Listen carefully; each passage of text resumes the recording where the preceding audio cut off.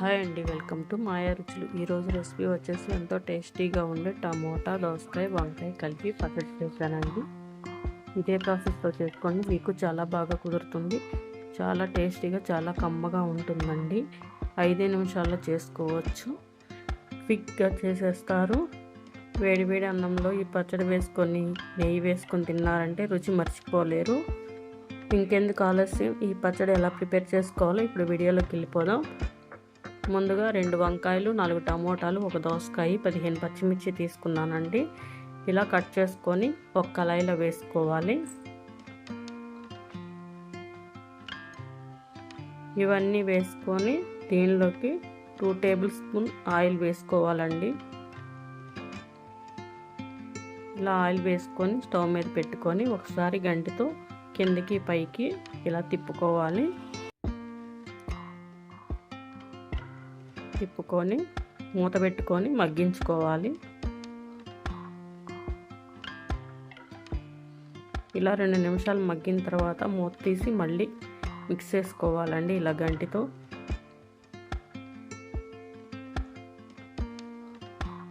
ఇలా ఒకసారి మిక్స్ చేసుకొని మళ్ళీ మూత పెట్టుకోవాలి. మూత పెట్టుకొని మగ్గించుకోవాలి.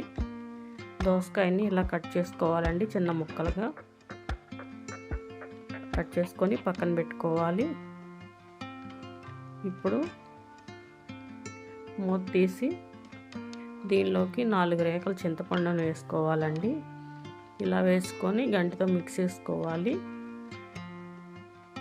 ఆ వేడికే చింతపండు అనేది మగ్గిపోతుందండి. ఇలా మిక్స్ చేసుకొని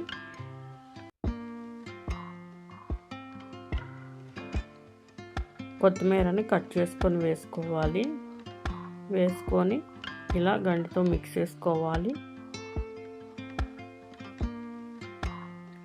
ఇలా మిక్స్ చేసుకొని చల్లారిన తర్వాత మిక్సీ పట్టుకోవాలండి. ఇప్పుడు చల్లారింది, గ్రైండ్ చేసుకుందాం. 2 సార్లుగా గ్రైండ్ చేసుకుంటున్నానండి. మిక్సీ జార్లో సగం వేసుకున్నాను, సగం వేసి ఇలా గ్రైండ్ చేసుకున్నాను. గ్రైండ్ చేసుకున్నది ఒక బౌల్లో వేసేసుకోవాలి. ఇలా వేసుకొని మిగతా సగం కూడా వేసుకొని గ్రైండ్ చేసుకోవాలండి.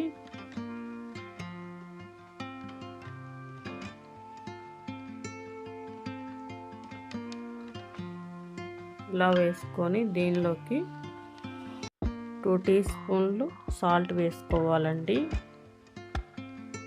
1 టీ స్పూన్ జీలకర్ర వేసుకోవాలి. 4-5 వెల్లుల్లి రెబ్బలు వేసుకోవాలి. ఇలా వేసుకొని గ్రైండ్ చేసుకోవాలండి.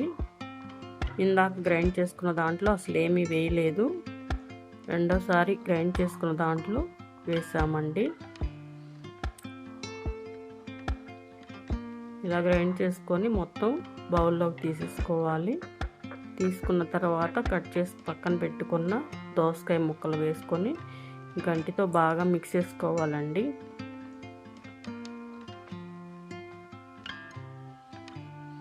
ఇలా బాగా మిక్స్ చేసుకొని పక్కన పెట్టుకోవాలి. ఇప్పుడు పోపు వేసుకుందాం. స్టవ్ మీద ఒక కళాయి పెట్టుకొని దీనిలోకి 1.5 టేబుల్ స్పూన్ ఆయిల్ వేసుకోవాలి. 1 టీ స్పూన్ పోపు దినుసులు వేసుకోవాలి. పోపు దినుసులు వేగాక ఎండుమిర్చి వేసుకోవాలండి, 3 కట్ చేసుకొని. ఎండుమిర్చి కూడా ఫ్రై అయ్యాక స్టవ్ ఆపేసుకొని ముందుగా ప్రిపేర్ చేసి పక్కన పెట్టుకున్న చట్నీలోకి వేసేసుకోవాలండి. వేసుకొని ఇలా గంటతో మిక్స్ చేసుకోవాలి. అంతేనండి, ఎంతో టేస్టీగా ఉండే టమోటా, దోసకాయ, వంకాయ పచ్చడి రెడీ అయిపోయింది. మీరు కూడా ట్రై చేయండి.